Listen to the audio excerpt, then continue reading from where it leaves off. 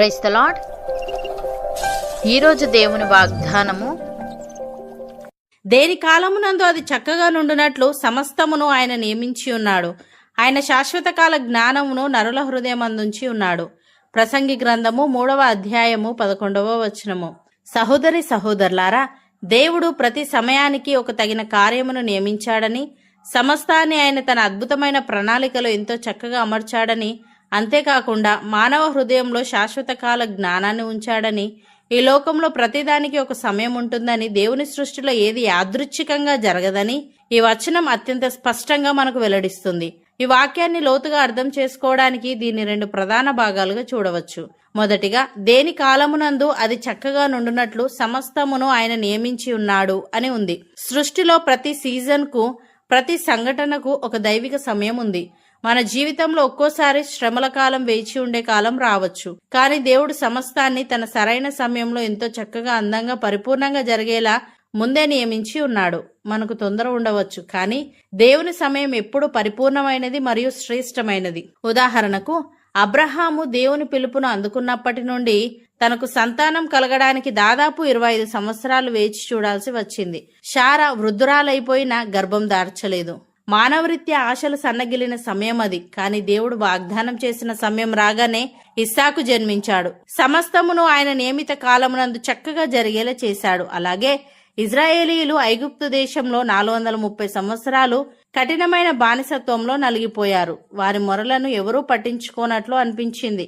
కానీ దేవుడు అబ్రహాముతో ముందే ఏ సమయమైతే చెప్పాడో, సరిగ్గా ఆ కాలం పరిపూర్ణమైనప్పుడు మోషేను లేపి అద్భుత రీతిలో వారిని విడిపించి వాగ్దాన దేశానికి నడిపించాడు. ఫలితం, శ్రమల కాలం ముగిసి దేవుడు వారిని స్వతంత్రులుగా నిలబెట్టిన సమయం వారి చరిత్రలోనే సువర్ణ అక్షరాలతో లిఖించబడింది.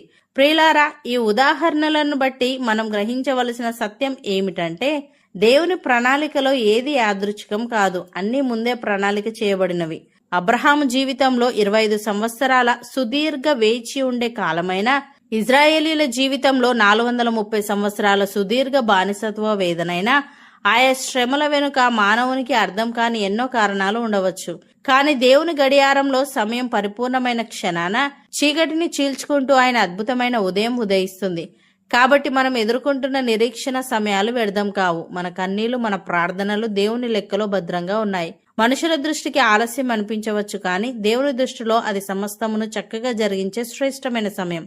రెండవదిగా, ఆయన శాశ్వత కాల జ్ఞానమును నరుల హృదయమందుంచి ఉన్నాడు అని ఉంది. దేవుడు మానవునికి కేవలం తాత్కాలిక ఆలోచనలనే కాకుండా తన హృదయంలో శాశ్వత కాల జ్ఞానాన్ని ఉంచాడు. దీనివల్ల మనిషి కేవలం భౌతిక ప్రపంచానికే పరిమితం కాకుండా శాశ్వతమైన వాటి కోసం, దైవికమైన సత్యాల కోసం ఆశించే గొప్ప మనస్తత్వాన్ని కలిగి ఉంటాడు. దేవుడు మన హృదయంలో ఉంచిన ఈ నిత్యత్వపు ఆశే మనల్ని సమస్త శోధనలలోనూ దేవుని వైపు చూసేలా ప్రేరేపిస్తుంది.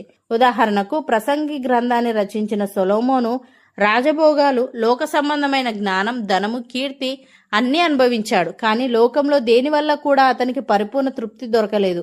లోకంలోని సమస్త భౌతిక సంపదలు తాత్కాలికమని గ్రహించినా అతను చివరికి దేని కాలమునందు అది చక్కగా నుండినట్లు సమస్తమును ఆయన నియమించి ఉన్నాడని, ఆయన శాశ్వత కాల జ్ఞానమును నరుల హృదయమందుంచి ఉన్నాడని స్పష్టంగా ప్రకటించాడు. మనిషి ఎంత సంపాదించినా అతని హృదయంలోని నిత్యత్వపు దాహం దేవుని ద్వారానే తీరుతుంది అనడానికి ఈయనే పెద్ద ఉదాహరణ. అలాగే పౌలు తన పూర్వ జీవితంలో గొప్ప చదువు, సాంప్రదాయాలు, సమాజంలో పేరు ప్రఖ్యాతులు కలిగిన వ్యక్తి.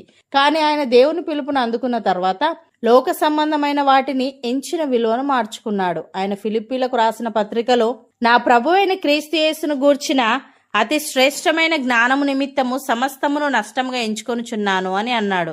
తాత్కాలిక లోక శ్రేయస్సు కంటే తన హృదయంలో నింపబడిన శాశ్వతమైన దైవికమైన జ్ఞానం వైపే ఆయన దృష్టి ఎప్పుడూ ఉండేది. ప్రియులారా, మనం గమనించిన ఈ ఉదాహరణల ద్వారా స్పష్టమయ్యే సత్యం ఏమిటంటే, ధనవంతుడైన, జ్ఞాని అయిన మనుషులందరి హృదయాలలో దేవుడు ఒకే రకమైన నిత్యత్వపు ఆశను ఉంచాడు.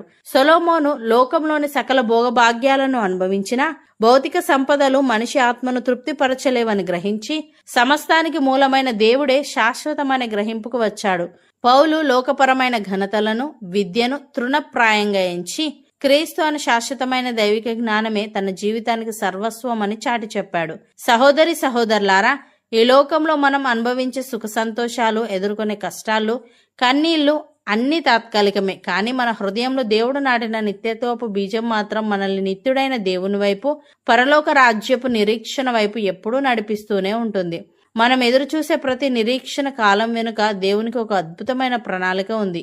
మనుషుల దృష్టికి అసహ్యం అనిపించవచ్చు, కానీ దేవుని గడియారంలో అది సమస్తాన్ని ఎంతో చక్కగా జరిగించే పరిపూర్ణ సమయం. కాబట్టి తాత్కాలికమైన ఈ లోకపు ఆకర్షణలలో లేదా శ్రమలలో కృంగిపోకుండా సమస్తాన్ని సరైన సమయంలో చక్కగా జరిగించే ఆ సర్వశక్తివంతుని పైన నమ్మకం ఉంచుదాం. మన హృదయాలకు నిజమైన పరిపూర్ణమైన తృప్తినిచ్చే ఆ శాశ్వత దైవిక జ్ఞానాన్ని బట్టి జీవిస్తూ ఆయన వాగ్దానాలలో నిత్యం ఆనందిద్దాం. అవును అన్నవారు నాతో పాటు ప్రార్థనలో ఏకీభవించండి. పరిశుద్ధుడా, ప్రేమగల తండ్రి, దేని కాలమునందు అది చక్కగా నుండినట్లు సమస్తమును నీవు నియమించి ఉన్నావని, నీవు శాశ్వత కాల జ్ఞానమును నరుల హృదయం అందించి ఉన్నావని, ఈ లోకంలో ప్రతి దానికి ఒక సమయం ఉంటుందని, నీ సృష్టిలో ఏది యాదృచ్ఛికంగా జరగదని నీవు సెలవిచ్చావు. తను నీకు స్తుతులు.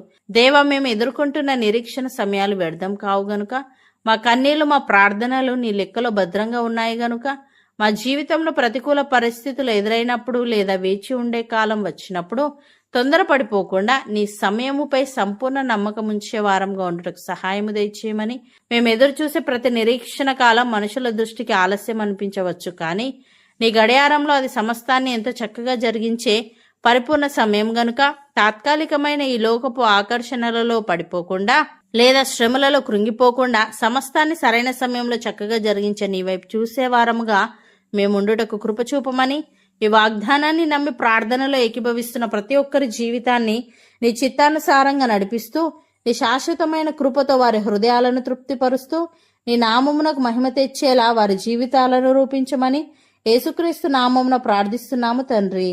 ఆమెన్.